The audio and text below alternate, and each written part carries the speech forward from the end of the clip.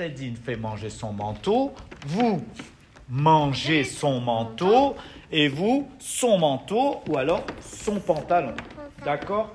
Et ce qu'on va faire... Et si le théâtre était le meilleur moyen de prendre confiance en soi ? C'est en tout cas le pari qu'a pris Kamel Zouaoui en créant cet atelier Les Petits Oraux.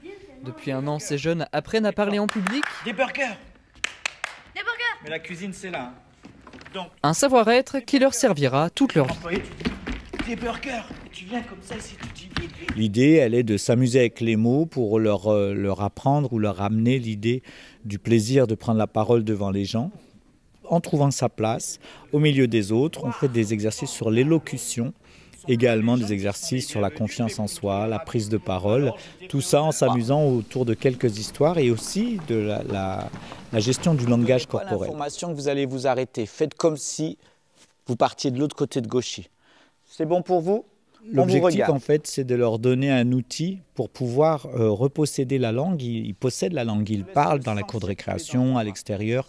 Mais dès qu'ils sont amenés à prendre la parole en public, il y a une réticence, une inquiétude, un stress. On a fait au début de l'atelier des questions sur qu'est-ce que c'est prendre la parole et beaucoup disaient que c'était une inquiétude. Donc l'idée, c'est de redevenir amis avec la parole. 2 fois par mois et pendant 2 heures, ces jeunes se sont portés volontaires pour améliorer leur expression orale. Mathieu, par exemple, y participe depuis le début en 2021 et a bien noté des changements dans sa façon d'être. Dara vient de parler. Ça a l'air bon. Ça a l'air bon. J'avais beaucoup de mal à m'exprimer en oral et j'avais beaucoup de timidité. Alors du coup, je me suis dit ce serait bien de participer. Et ça m'a beaucoup aidé pour mon oral de stage. J'ai pu bien parler et tout. Du coup, j'étais moins timide. On va juste faire la machine. Allez, reprenez la machine avec le geste et avec le bruit. 5. 6. Donc cet atelier il est destiné aux enfants à partir de 10 ans. On a aussi accueilli des enfants un peu plus jeunes à partir de 8 ans. Il y a aussi des parents qui sont venus participer aussi à cet atelier, mais suite au Covid, malheureusement, ils n'ont pas pu continuer les ateliers. On s'assoit. On regarde à gauche, on regarde à droite, on regarde devant et pendant qu'on fait ça, on dit blablabla, blablabla, blablabla. J'étais timide, je voulais pas parler au public. Voilà, maintenant, quand je suis venue au théâtre, j'ai commencé à vouloir parler à tout le monde. À l'école, quand on faisait des pièces de théâtre, avant je voulais pas, mais maintenant je veux. Et quand elle dit, elle présente l'histoire, Nasreddin... Déjà, mes notes elles ont remonté. Je participe beaucoup plus en classe. J'ai beaucoup moins peur de parler aux gens. Une année de travail qui a porté ses fruits car chaque jeune était volontaire pour parler devant notre caméra. Mais la finalité de ce projet, c'est aussi la création d'une pièce de théâtre. Représentation prévue le 10 juin à la MCL de Gauchy. Toi, Ilyes, à ton employé, mangez son manteau.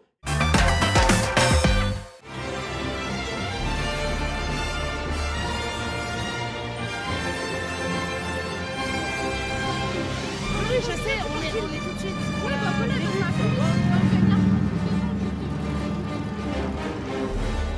Ça a la couleur de Pékin Express, ça a le goût de Pékin Express, mais ce n'est pas le célèbre jeu de la chaîne M6. Il s'agit juste d'un moment de détente proposé à tous les volontaires du service civique, de l'association Unicité et du pôle jeunesse. C'est un peu un Saint-Quentin Express. Aujourd'hui, donc c'est une journée de cohésion qui regroupe nos 27 volontaires que nous avons actuellement sur l'association Unicité. À la fois une journée de cohésion et à la fois aussi pour eux une journée de découverte un peu des lieux dont ils n'ont pas du tout l'habitude d'aller. Donc exemple, là on est au musée des Beaux-Arts. Voilà, c'est un lieu que effectivement si on ne les emmène pas tout seuls, ils n'ont pas forcément le réflexe d'y aller tout seuls.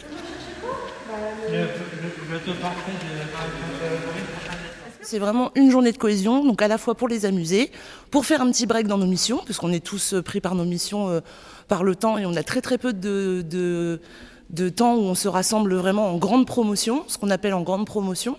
Donc c'est à la fois aussi pour nous pour permettre aussi de connaître les volontaires que forcément on ne dirige pas forcément, et puis à la fois aussi pour eux d'être en équipe, en grosse équipe et de pouvoir se rencontrer hors temps de mission. C'est parti d'une idée de justement Pékin Express. Donc en fait le concept du jeu c'est donc de pouvoir faire toutes les missions qu'on nous a données et de justement avoir le maximum de points. Les drapeaux rouges, ça nous permet de bloquer chaque équipe que l'on croise en fait. L'objectif c'est de gagner et de garder des liens avec les différents collègues après la mission. Une cohésion d'équipe qui permettra de créer un réseau, ce même réseau qui servira sûrement à faciliter les retours à l'emploi après le service civique. Les Vinylisiques sont de retour pour notre plus grand plaisir, une 5e édition qui annonce les prémices du festival Tremplin Les Élisiques en juin. Lorsqu'on fait une chanson, c'est la trace qu'on laisse quelque part. Donc ça s'inscrit pleinement dans la démarche des Élisiques, dans la mesure où on est là pour faire découvrir des artistes, pour faire découvrir un genre musical. Et puis voilà, donc c'est dans la continuité des Élisiques. On a le concert, le live, et ensuite on a la trace qu'on reste avec une belle palette noire. Une palette noire qui renoue avec le succès depuis quelques années et qui regroupe de vrais passionnés de la musique comme Louise, habituée des Vinylisiques, qui fait le déplacement depuis la Belgique pour retrouver l'ambiance et le partage. Nous aimons l'échange culturel de la musique et depuis partager avec les gens leur connaissance des choses que nous ne connaissons pas et des choses que nous on peut leur donner, toujours dans un esprit de culture musicale. Comme moi, quand j'étais jeune, j'étais danseuse classique. J'aimais la musique classique, mais la musique classique a aussi donné un grand esprit à la musique du métal que nous aimons bien. Avec une vingtaine d'exposants, les Vinylisiques, à l'instar du festival, deviennent une institution, et ce pour le plus grand plaisir des passionnés, dont certains parcourent plusieurs kilomètres pour trouver leur pépite. J'ai fait 150 km pour venir. Je viens d'à côté de Rouen. Et je fais tous les disques, enfin tout ce que les bourses vinyles comme ça pour trouver du Hallyday. C'est le contact des gens, puis c'est discuter du prix, et puis il n'y a pas la même ambiance, il y a pas vous voyez, il y a le feeling quoi. Le gars dit bah, tiens, va voir mon collègue là-bas, il va voir ça qui peut t'intéresser. Non, non, mais je fais beaucoup de kilomètres pour ça, oui. Ouais, on vient ici pour trouver les perles rares, voilà, les objets qui nous manquent depuis des années, et puis là on se lâche carrément. Après 2 ans on se lâche, hein. Faut faire un maximum. Donc tous les événements qu'il y a dans la région, dans le coin, tous les week-ends, j'essaye de les faire. La suite c'est le 11 juin. C'est le 11 juin, ça arrive à grands pas, on est à 75 jours de l'échéance, donc on se prépare, on est prêt et puis on va accueillir nos Saint-Quentinois sur les Champs-Élysées, bien décorés avec son habit de lumière et une belle tête d'affiche de Claudio Capéo. Il y aura 13 concerts sur la journée, des expositions, un marché artisanal, voilà, ça va être une superbe journée encore.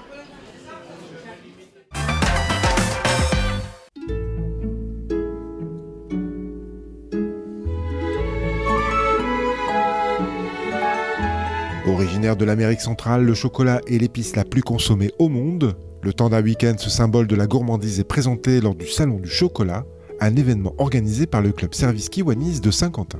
On est très contents cette année de pouvoir accueillir du monde. On a vu pas mal de monde hier, et nos exposants sont là et on est ravis de les voir en nombre aujourd'hui. Une vingtaine d'exposants participent à cette fête de la gourmandise. Parmi les habitués, le lycée Collard-Noël, qui utilise aussi ce salon pour enrichir l'expérience des étudiants. Il y a déjà un complément dans la formation puisqu'il y a un contact clientèle. Vous voyez là, ils sont vraiment au contact de la clientèle, alors que au sein du lycée, ce sont des jeunes gens qui sont dans leur laboratoire, qui produisent, et voilà, les dimensions sont différentes. Et puis ça ne peut amener qu'un plus, un plus parce qu'on fait autre chose, et le plus aussi est aussi pour Kiwanis et l'action qu'ils font. En effet, comme sur chaque édition du Salon du Chocolat, le club Service Kiwanis de Saint-Quentin reverse l'ensemble des bénéfices à une association. Cette année, les fonds iront à l'association saint-quentinoise Les Guides Soleil. On va essayer de leur payer un véhicule pour transporter leurs jeunes. Donc plus il y aura de monde, plus on aura de bénéfices et mieux on pourra acheter un beau camion pour leur faire transporter tous leurs enfants. Cette 3e édition du Salon du Chocolat est un excellent cru. À quelques semaines des fêtes de Pâques, le public est présent. Et ce qui est sûr, c'est que le chocolat se mange à tout âge. Là, ça va être la période de Pâques, donc pour les enfants, les petits-enfants, les chocolats. pour les grands aussi, parce qu'on se fait plaisir aussi. Et puis, après la période Covid, le confinement, on est content de retrouver des événements comme ça et qui amènent du monde. Et puis de découvrir certains produits, parce qu'il y a des choses qu'on ne connaît pas, du chocolat au safran, je ne connaissais pas. Ce qui est bien, c'est qu'on a des tonnes d'artisans, on a plein de stands variés qui permettent de goûter plein de choses et de découvrir plein de choses en fait. C'est ça qui est bien. Pour manger tout le chocolat, tout simplement. C'est bien, c'est sucré, c'est bien, c'est bon en fait.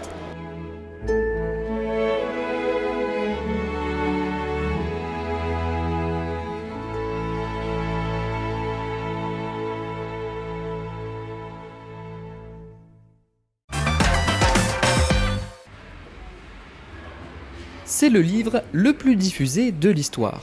Plus de 400 millions d'exemplaires en 2009, traduit dans plus de 700 différentes langues.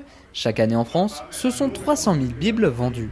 Pendant 10 jours, le 115 accueille cette exposition pour le moins inhabituelle. Souvent ce que les personnes veulent découvrir ou redécouvrir. Initié par Fred Niès, pasteur à Saint-Quentin, le but est de faire découvrir, ou plutôt redécouvrir, les 60 livres qui composent cet ouvrage. Notre désir, c'est vraiment à travers cette expo de faire connaître ou de refaire découvrir ou redécouvrir la parole de Dieu. La Bible qui fait quand même partie du patrimoine français. Beaucoup de gens ont la Bible, mais au fond, est-ce qu'on la lit encore? Est-ce qu'on connaît le contenu de la Bible? Et notre désir en tant qu'association chrétienne, c'est vraiment de faire découvrir la Bible et faire découvrir le contenu de la Bible. Écrite en 16 siècles, l'objectif est aussi et surtout d'aborder les aspects historiques sur la création de la Bible. Celle-ci, par exemple, date du XVIIe siècle. On y trouve également cette reproduction de presse du XVe siècle, en quelque sorte l'ancêtre de nos imprimantes modernes.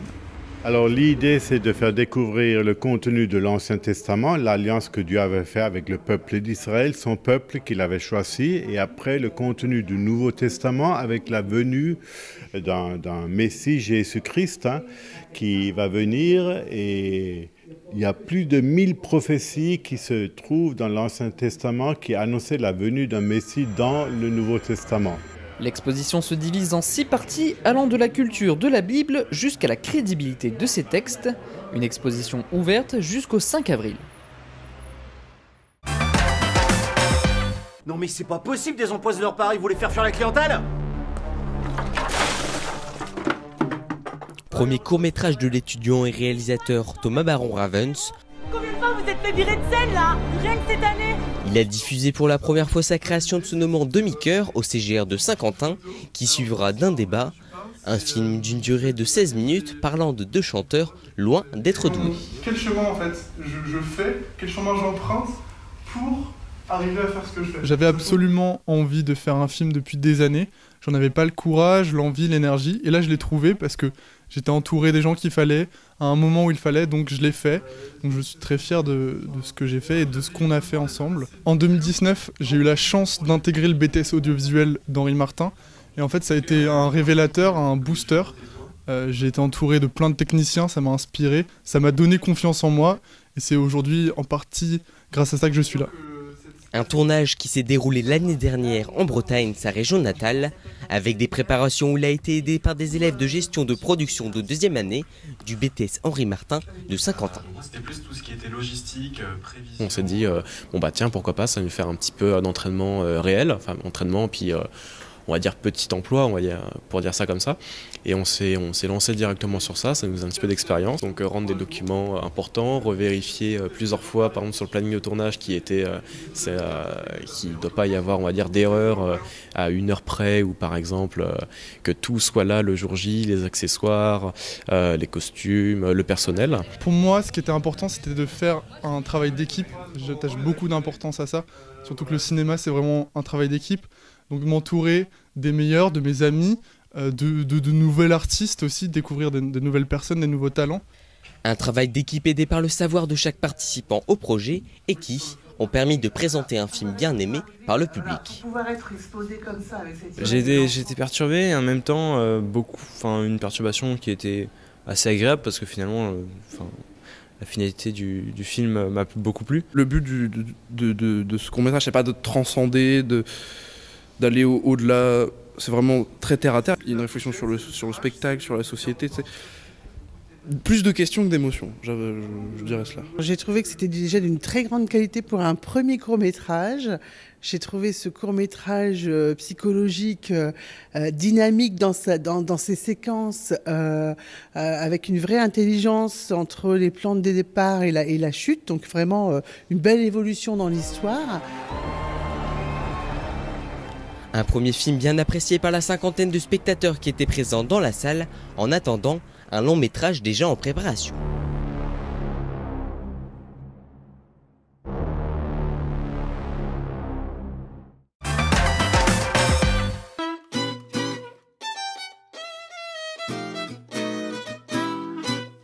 C'est un mode de vie, celui des années folles, le début du XXe siècle.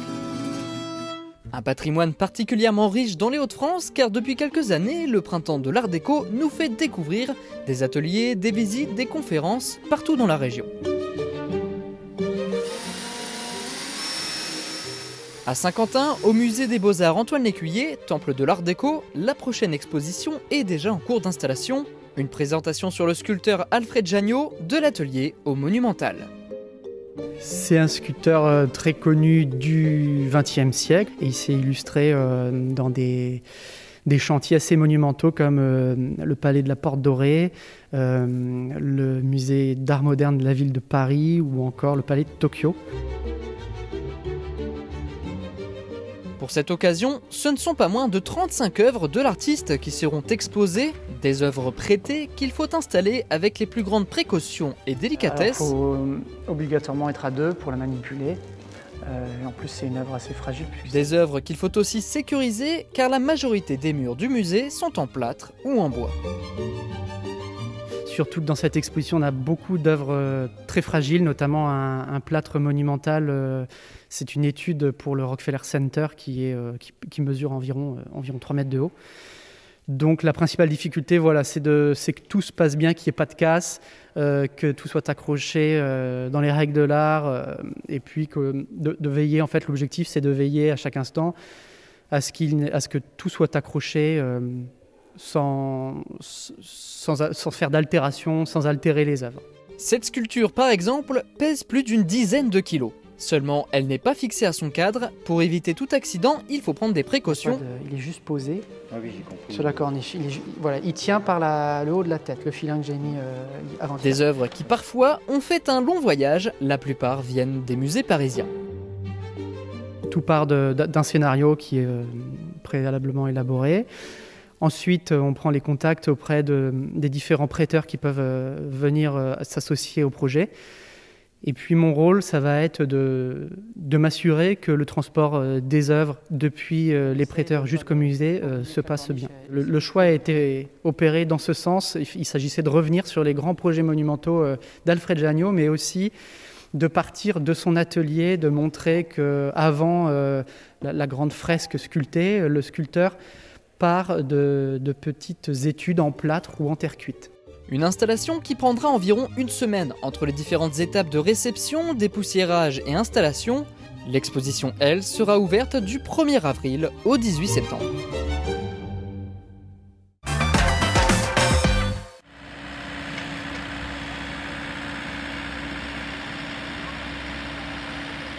Voici le premier d'une longue lignée. Les travaux ont commencé en 2017 par la démolition de l'ancienne usine Moto-Bécane. Aujourd'hui, la friche du Maréchal Juin au Faubourg d'Ille n'en est plus vraiment une. Une nouvelle étape franchie dans la labellisation de ce nouvel éco-quartier. C'est à la fois une mixité de logements, avec des logements aidés, des logements intergénérationnels, avec un bâtiment de 30 logements, également des logements pour étudiants, avec une maison de service pour étudiants. Donc on a voulu vraiment faire de ce cœur de quartier pour les étudiants, puisqu'on est à 300 mètres de l'UPJV. Et donc nous allons pouvoir aussi proposer à ces étudiants un bâtiment de formation, puisque dans les années à venir, d'ici 2 ans, on aura une nouvelle école d'ingénieurs de l'UPJV. Donc ça permettra aux jeunes de pouvoir directement enseigner ici. Et puis un bâtiment tertiaire dans lequel on y mettra des entreprises, des start-up qui vont créer leur boîte et également permettre aux étudiants de l'entrepreneuriat. Au total, 1,2 hectare de terrain à aménager. Pour être labellisé écoquartier, il faut valider une vingtaine de critères, allant de la conception éco-responsable des nouveaux bâtiments jusqu'à la végétalisation des lieux pour améliorer le cadre de vie. C'est le début de la végétalisation complète de l'écoquartier, donc qui va comporter 200 arbres. À ça va s'ajouter une bonne centaine d'arbustes, des prairies et quelques massifs en vivaces et en arbustes. Et pour l'occasion, les habitants du quartier ont fait le déplacement. Certains ont pu le voir évoluer ces dernières années, mais posséder un parc naturel et des espaces de jeu à 2 pas de chez soi, pour les enfants, ce n'est que du bonheur. Ah bah écoutez, moi je suis ravi parce que c'est vrai que la friche dans le paysage c'était pas forcément très joli à regarder. Et là ce qui se prépare a priori ça a l'air très agréable. Donc la plantation des arbres là. Je trouve que c'est une bonne idée, puis de mixer aussi les générations. Pour ma part je travaille avec des seniors, je leur donne des cours d'anglais dans le quartier. Et je trouve qu'il y a une convivialité intergénérationnelle. Et qu'effectivement, il manquait peut-être un peu de verdure, bien qu'on soit vraiment pas loin du parc d'Île. Et du coup, moi qui ai un petit-fils et qui habite rue Croix-Saint-Claude, je vais pouvoir l'emmener sur différentes balançoires et autres au bout de la rue, quoi. Donc c'est quand même hyper sympa. Prochaine étape, bien sûr, la construction des bâtiments résidentiels pour environ 120 logements et une fin de chantier prévue pour 2026. Votre présence ce soir témoigne de votre engagement. 18 ans, c'est l'âge de la majorité, mais c'est également l'âge du droit de vote. C'est pour célébrer ce passage important dans la vie du citoyen qu'une cérémonie de la citoyenneté a été organisée pour la première fois dans la toute jeune salle du Casino. Cette cérémonie va permettre aux jeunes de recevoir leur carte, leur nouvelle carte électeur. Cette cérémonie doit rappeler les principes fondamentaux de la République, de la démocratie et de notre système politique. Un événement regroupant plusieurs partenaires locaux, une exposition prêtée par l'ONAC de l'Aisne, le Centre d'information jeunesse de l'Aisne, le pôle jeunesse et le Conseil des jeunes. Effectivement, la présence du Conseil des jeunes, c'est très important, puisqu'il contribue à faire entendre la voix de tous les jeunes du Saint-Quentinois. C'est important qu'ils soient impliqués dans tous les actes de la vie, et de la cité et de la collectivité. En effet, le droit de vote a été acquis de haute lutte. L'avenir est celui de la jeunesse d'aujourd'hui, des jeunes qui, avec leur nouvelle carte d'électeur, voteront pour la première fois aux élections présidentielles le 10 avril prochain. C'est important de voter, c'est un devoir citoyen qu'on doit tous remplir. Et c'est donc pour ça que je suis venue, car moi-même je veux voter et je pense que c'est important de le faire. C'est important parce que ça nous permet de choisir notre futur président, par exemple aux élections électorales présidentielles. Ça fait plaisir, écoute, on va voter et puis on verra comment ça se passe pour la suite. C'est important de voter, c'est notre avenir, donc je trouve que c'est important. Si on ne vote pas, il n'y a pas d'avenir, quoi. Je trouve que c'est une chance qu'on a de voter. Aujourd'hui, c'est quand même important et étant donné qu'on a cette chance, je trouvais ça important et très bien de venir.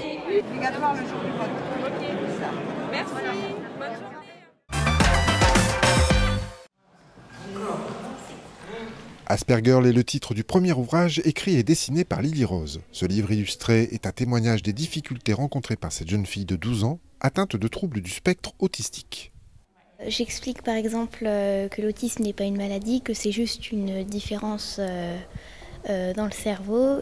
Et j'explique aussi que par exemple je peux être sensible au bruit ou aux choses comme ça, que les gens paraîtraient, ils diraient c'est bizarre. C'était pour expliquer à mes copains, parce que j'en ai marre de tout le temps rabâcher ce qu'était l'autisme, c'était pour leur expliquer comment je fonctionnais et puis ce qu'était l'autisme, du coup, vu qu'ils me posaient toujours quelques questions. Et du coup, on a décidé avec maman de faire un livre peint et on leur lirait un jour dans une activité pour leur expliquer. Et puis aussi leur montrer ce qu'est l'instruction en famille. Et voilà. L'instruction en famille, une obligation pour les parents de Lily Rose atteints d'une phobie scolaire. Dorothée, sa maman, a même arrêté toute activité professionnelle pour se consacrer entièrement à la scolarité de sa fille, notamment en inventant des exercices pédagogiques adaptés à la forme d'autisme de Lily Rose. On parle beaucoup d'inclusion, inclure les personnes autistes aussi bien en entreprise qu'à l'école. Alors ça change dans le fait que oui, on en parle, mais dans la réalité, nous, voilà, quand on s'est confronté à la phobie scolaire de Lily Rose, clairement, il n'y avait pas de réponse. Donc même des aménagements dans une école classique n'était pas possible par rapport aux troubles qu'elle avait. Donc la seule réponse, ça a été l'instruction en famille, donc ce qu'on appelle aussi l'école à la maison. Donc déjà là, on pointait quelque chose, un manque qu'il y avait. Donc c'est vrai qu'on n'avait pas d'école alternative pas loin de Vervins, il y avait rien du tout. Donc on a été obligé de prendre cette mesure. Donc clairement, voilà, déjà, non, il n'y a pas assez de choses pour les personnes autistes. On était parti à la base voilà, avec une approche très scolaire finalement, avec des cahiers, des choses comme ça, où Lily Rose travaillait à la maison. Ça a duré très peu de temps, quelques semaines seulement, parce qu'en fait, la phobie scolaire, c'était la phobie aussi de tout ce qui était support traditionnel qui ne correspondent pas à la pensée et à l'intelligence autistique. Donc il a fallu des choses visuelles, des choses très claires, très épurées. Donc aujourd'hui, oui, on est arrivé aujourd'hui, après 6 ans de recherche pédagogique, on est arrivé à quelque chose de sur-mesure pour elle. Je la connais bien, je sais comment elle fonctionne, mais au final, je me rends compte que ça marche aussi pour plein d'autres enfants autistes et pour même tous les enfants qui aiment manipuler, qui sont curieux naturellement, qui aiment les jolies choses, qui aiment expérimenter, qui aiment que ce soit vivant, qui aiment être actif, qui aiment bouger. Donc oui, aujourd'hui on est arrivé à quelque chose qui me semble assez certain en termes de pédagogie et ça mériterait d'être plus connu et pratiqué, pourquoi pas, oui, dans les écoles, ça serait chouette. Adapter ces exercices d'éveil dans les milieux scolaires, un réel challenge pour les parents d'enfants autistes. En attendant et juste avant la journée mondiale de sensibilisation à l'autisme, l'association Hop Autisme présente et démontre l'efficacité des ateliers pédagogiques imaginés par Dorothée.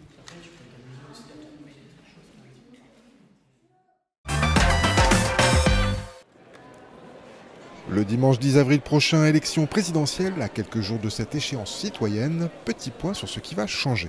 La particularité, c'est la durée d'ouverture du scrutin. Ce sera de 8h à 19h au lieu de 18h habituellement. Il y a également une particularité sur les cartes d'électeurs. Chaque électeur pourra y trouver son numéro national d'électeur, qui est utile pour faire une demande de procuration, et aussi un QR code qui renvoie sur le site du ministère de l'Intérieur, et où vous pourrez trouver toutes les informations relatives à l'élection présidentielle. Sur le plan local, quelques modifications au niveau des bureaux de vote. Alors cette année, on a opéré un redécoupage des bureaux électoraux de la ville de Saint-Quentin. Donc on passe de 39 bureaux à 38. Donc ce qui signifie pour certains électeurs des modifications de lieu de vote ou de numéro de bureau sans forcément changer de lieu.